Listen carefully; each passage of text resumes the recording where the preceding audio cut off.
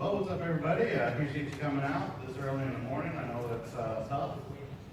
We got about an hour's worth of stuff to get through in about 30 minutes, so bear with us. We're just going to try to push through this and answer as many questions as we can afterwards.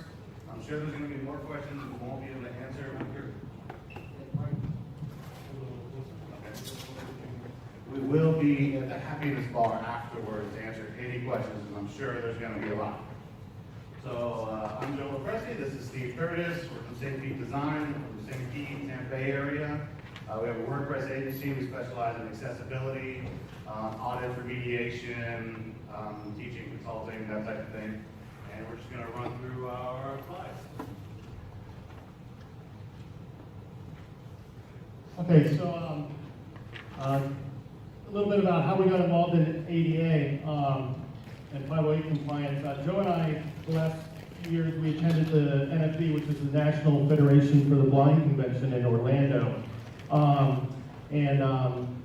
We sat in on some classes for how to surf the web for low vision and blind users, and we were both just really moved and blown away by how difficult it is for sight impaired people to access the internet. They have to really work at it a lot harder than we do. Things that we take for granted every day are just really, really difficult for them. They have to use screen readers, for instance. They have to sometimes use other tools. They have to ask friends to access certain websites because they just don't work. So we decided that at that point it was something that we really wanted to get involved in, and that's why we're here today.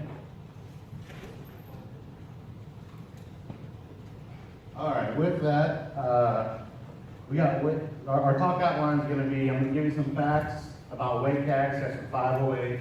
We're going to offer our 11 easy steps for developers to help you become compliant. And then at the end, we're going to give you some developer tools that will also help you become compliant. A few facts. So there were 814 Section 508 lawsuits in 2017, and there was over 2,200 last year.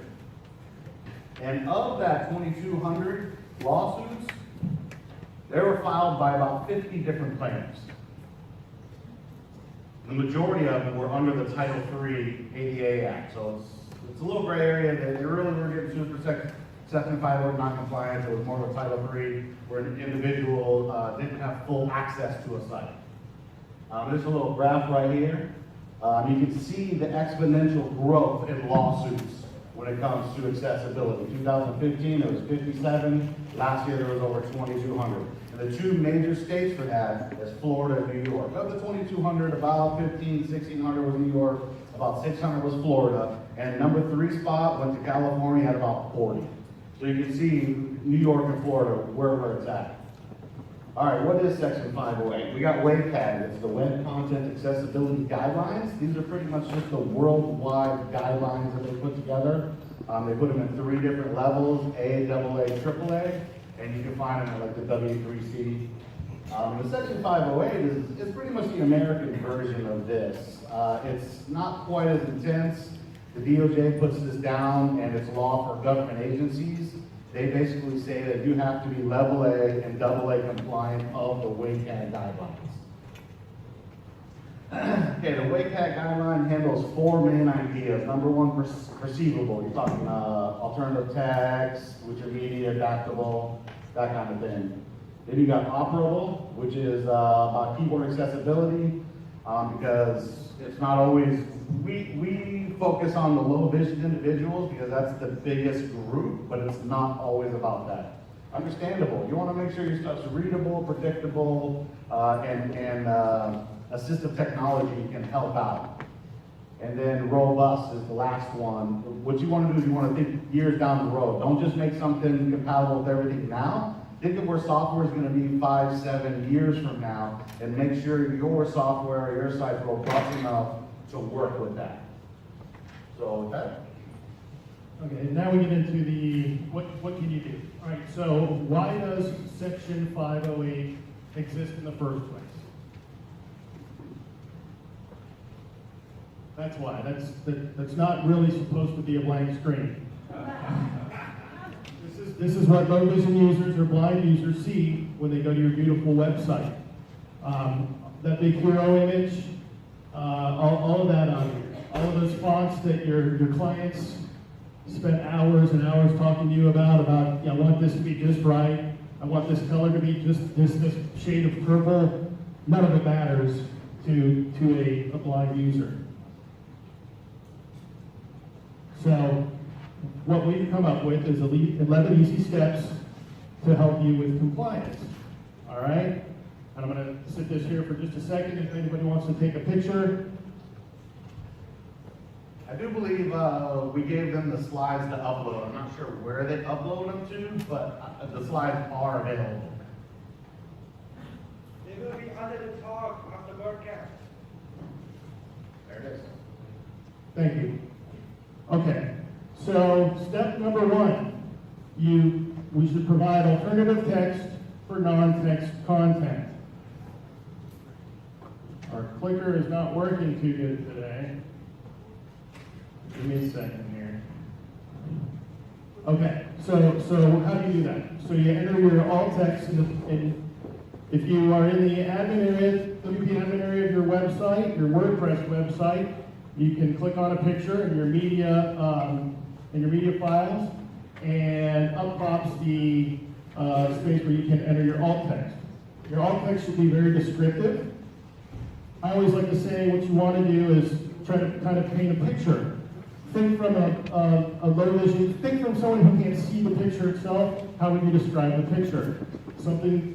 This is called Dillard House. It's in Dillard, Georgia. Maybe you would say something like a beautiful field of flowers in Dillard, Georgia, with mountains in the background. Something along those lines.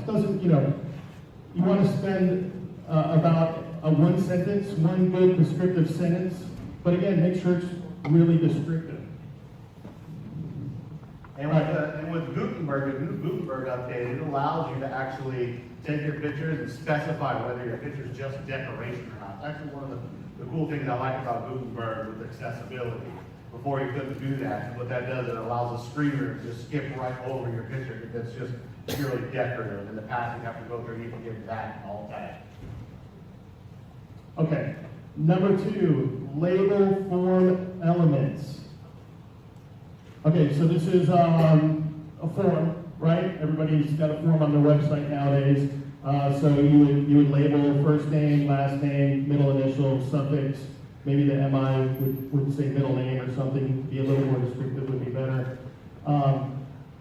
Contact form 7. A lot of people are familiar with that. It automatically fills in your label tags in the back end. Okay, so makes it a little easy for you. So make sure that you're labeling all of your form elements. That's very important for screen readers. When they're going through the form, they need to be able to tell the user exactly what each field is for. All right.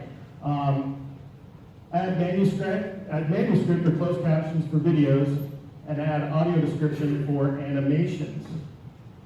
So here's a great example of closed captions. This is my partner here, Joe, and as you can see, these are your closed captions, and I think Joe probably has a little something to say about that, as he's our YouTube in-house guy. Well, YouTube is really important because the blind community uses this to get the majority of their information because YouTube makes it so easy. Like this, whenever you upload a video, I'm sure everybody here has uploaded a video. YouTube's just by far the easiest. You upload it, gives you a little short, not even a short link, and you put it on the back of your site and you're good to go. The cool thing about YouTube is when you upload your video, you're able to give it closed captions really fast. If it's a large video, I think if it's more than 10 minutes, they take a couple of hours or a day to automatically do the closed caption, but they will automatically do it. You can add manuscript yourself. You can open it up to the front end and allow watchers to chime in and do the manuscripts themselves too. Then you okay it, clear it, and open it up to the front end. But YouTube makes it very, very easy for individuals to get their information. That's why they use it so much. Did you have a question? Yeah, I was going to ask you, do you know of a program that you could use for the closed captions? No, I recommend YouTube. I know Amazon does offer a service cheap that does transcriptions and stuff like that, but I just use YouTube, and then, so, just because it's the easiest. Okay. So now we move on to audio descriptions, okay? So what's a good example of an audio description is, this is a great one, the Lion King video. Most of us are hopefully familiar with the Lion King, or a lot of us anyway. The opening of the movie, there is no dialogue. There's just a bunch of animals that are running up a hill towards the top of the hill, and this is a great.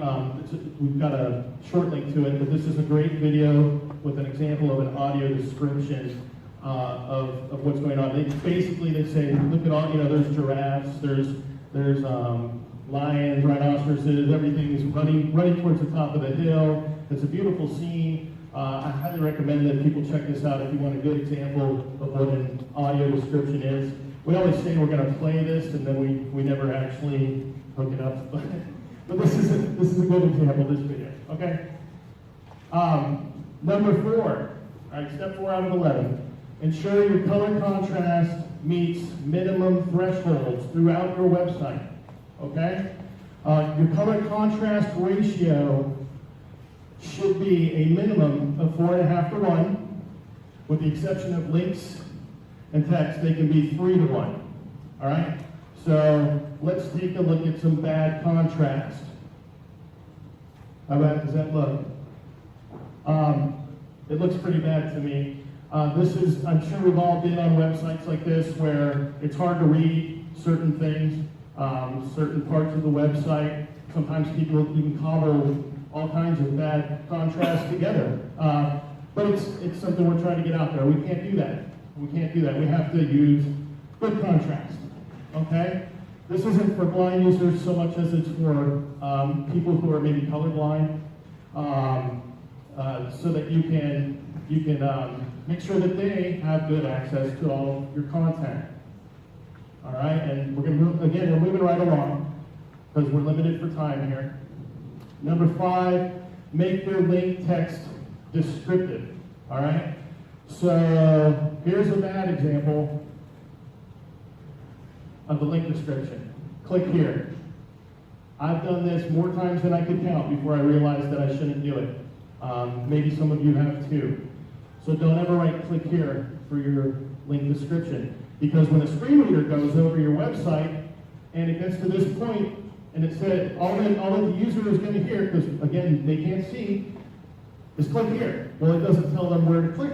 Where are they going? They have no idea. So for an example of a good link description, follow this link to Wikipedia. That's a much better description. Now they know, hey, okay, I clicked this link, I'm going to Wikipedia, not to click here, wherever that is. Okay. And with that, I think we're going to go ahead and pass it over to Joe here. I just want to say, the alt tag and a link description, I can go to 90% of the websites out there and I can fail you for compliance on those 2 things. I will find pictures without alt tags, and I will find links that just say click here. All right, the color of any content cannot be the only indication of meaning. Again, we're dealing with kind of colorblind individuals here. And this is a good example here. Again, because if you're in the input field and your screen reader's reading you, here on the left, you got required fields are in red, name and email. And that's exactly how the screen reader is going to read it. So it does not emphasize email. So what you want to do is on the right, you say color field, required fields are in red, and mark with an asterisk, name, email, asterisk. And that's how the screen reader is going to read that. So that tells that individual which input value is required.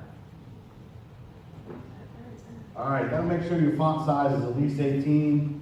This is the simplest, easiest thing you can possibly do. Just make sure it's 18.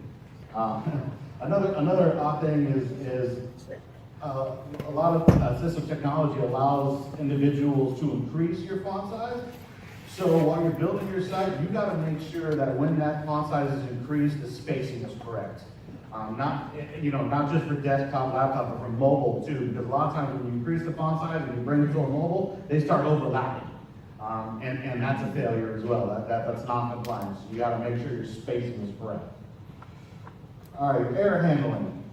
If there's an input error by the user, it must be identified and described in the text explaining the error. You don't want it to go to a different page or anything like that. Do we have an example? Yeah, we got an example here. Of course, you got the title. Title is required, and I just went through and hit OK without filling it out. This is how you want to handle your errors.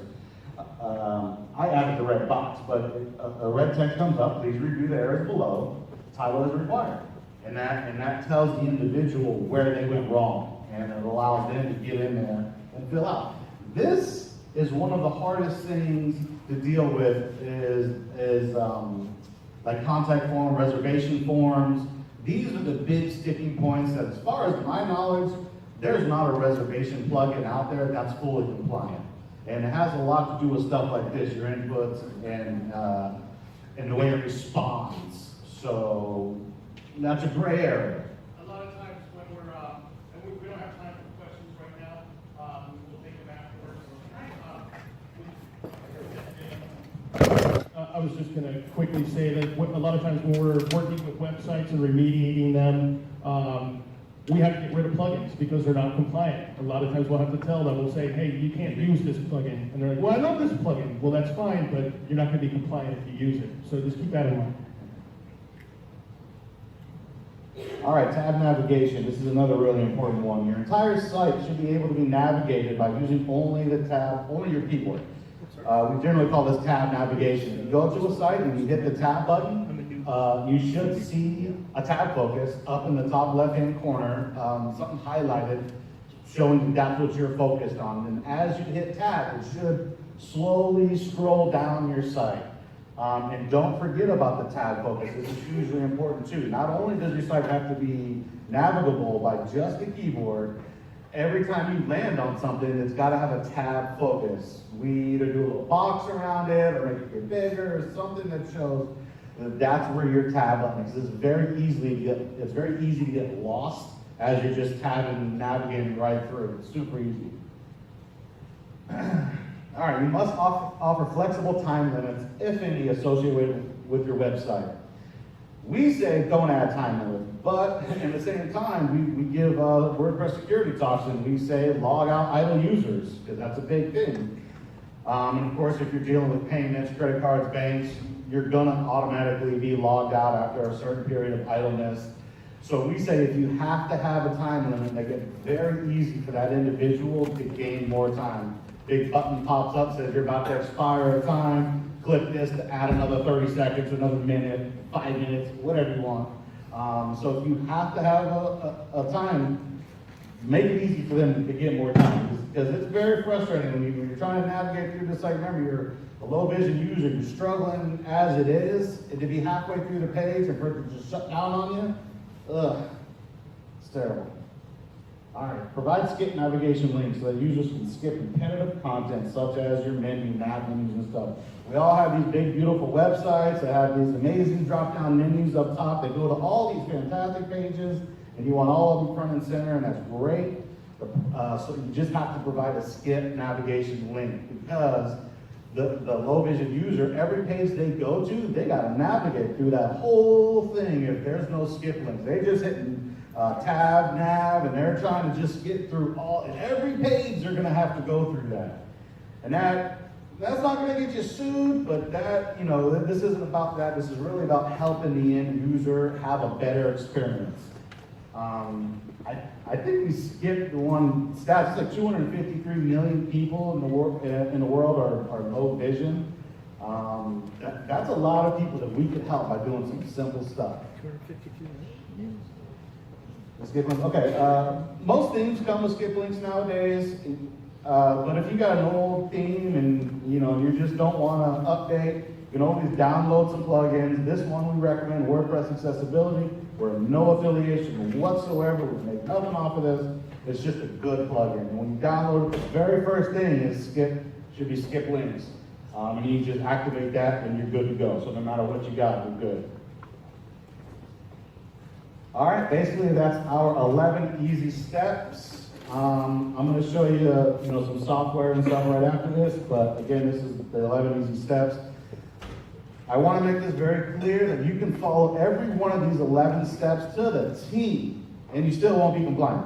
We could be here for hours and hours and hours talking about compliance. What the purpose of this is, I'm assuming we're all WordPress developers or agencies, that as we're building sites, if we can incorporate these easy steps into our process of building sites, we can make a difference. Our motto is one site at a time. We run over a third of the internet, and there's not even a close second. It's up to us, or it's not gonna happen. So we just incorporate the majority of these easy steps into our process. It adds very little time in the beginning. You gotta come back to remediate. It's a totally different ballgame, but if you add this in the beginning, you're golden. All right, now we got some free tools here. We got UserWeb. This is a great tool. This puts a little plug-in, a little icon on the front of your website, and it allows the end user to increase font size, change contrast ratio, and do a bunch of other stuff. So if there's one plugin I can get you guys to go home and download, if you're not going to remediate or do anything to your site, put this on your site. It can be a plugin. You can get it as a separate piece of software and add it, however you want to do it. But this adds an icon, and it is a tremendous help to individuals that are struggling. All right, we got Wally, WA11Y. This is an accessibility toolbox. This helps. When we go through and we run audits on sites, there's no one magic bullet. There's no one software program. There's no one plugin that's going to give you everything you need to know. So we use a hodgepodge of software because a lot of them give you false positives. A lot of them won't read things. So you really got to take everything. But this Wally plugin is a good one on the back end. It's plug in, put it on the back of your site, puts a little icon as you're editing your pages, and it lets you do a quick accessibility test for each page. It lets you find out where your problems are so you can easily fix it. We got WebAIM. This is just another auditing tool. You can get it as a plugin, or you can go to their site and just type in your URL, and it will spit you out a test. Google Lighthouse. Google's doing good stuff with their development tools. It's just another quick auditing tool. And I like this one just because they rank you. They give you like a 1 out of 10 or 1 out of 100 ranking. And then Web Accessibility Tool, that's ours. It's completely free, but this helps you with your alt tag. It brings all your missing alt tags in one, gives you a contrast ratio, and then we give you a checklist. We go through every single WCAG 2.1 guideline, and I try to get rid of the government speak and just talk English. And it just gives you a list on the back. So that's very useful. You can check that whole list if you're compliant. Okay, a couple more tools that can help you when we're working on trying to remediate websites. We use screen readers, okay, to actually run through the sites ourselves. I always like to plug NVDA. It's a screen reader that's actually developed by 2 blind developers. I don't know who better to make a screen reader than someone like that. So if you get the chance, check it out. Another one is Chromebox. That's just a simple add-on to Google Chrome. And these two would give you a good idea of what the user experience is like when they're using screen readers. And they're free, which is always a plus. We're right at the end here. We just added some links, some resources. You got your actual WCAG 2.1 guidelines. Those have been updated. The DOJ was drawing their recommendations, but they did come back at the end of last year, about December 20th, and put in law. It is law for government agencies to be WCAG A and AA compliant. It's law for government. It's not law yet for individuals, but it is for government. Comparison table, WordPress accessibility info, and then down at the bottom, 21st Century Integrated Experience Act. That is the actual law that they put in place. I just want to say something real quick. The lawsuits that have been happening again, it's not because of not being compliant, it's because an individual did not have access to a portion or the entirety of your site. I mean, we are going through lawsuits like crazy. I'm sure a lot of people, Beyonce has just been sued. I mean, we got Amazon, Rolex, Nike, I mean, big companies you would just think that would be accessible. But there was the littlest function, part of their function of their site that was not accessible. A lot of ends are being sued. So it's happening. So, and again, we will be in the happiness bar afterwards. So we'll take questions until they kick us out. Yes. Small landries are being sued up in New York, 15 were sued up Uh-huh. by one plaintiff. Yes, yes, of the 2,200 lawsuits, it's less than 50 plaintiffs, and it's less than 50. I put 50 because I just wanted to make sure it was a correct stat. It was less than 50. I think of the first 1,700 were done by 28 plaintiffs. It's just like ADA with brick and mortars, you know, but sometimes that's what it takes. That's what it takes to get us all going in the right direction. So, again, if you guys have any questions, please get a card, email me, email us. If you have any questions afterwards, we'd love to help the community. This is how we problem solve. This is how we continue to learn and get involved. And we appreciate your time.